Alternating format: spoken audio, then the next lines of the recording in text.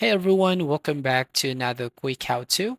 In this video, we're going to show you how you can solve GCash network connection error. So first up here, you just need to make sure that your internet connection is stable.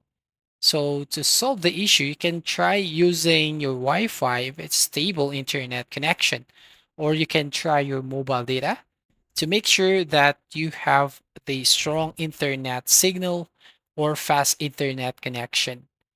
Now, once you have the data connection, then you can basically go to the app or you can remove the current application and then reopen the application.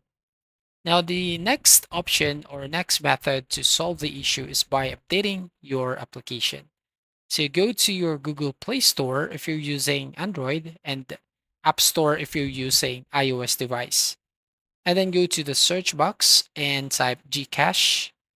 And then here, once you find that update button, so you just have to tap on update. Now, the other way to solve the issue is by going to your phone settings. So go to settings and then here scroll down a bit and go to apps and then tap on manage apps or apps management.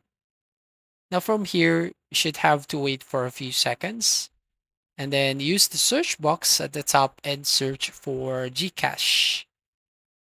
Find the application and then tap on the clear data button at the bottom right hand corner and select on clear cache.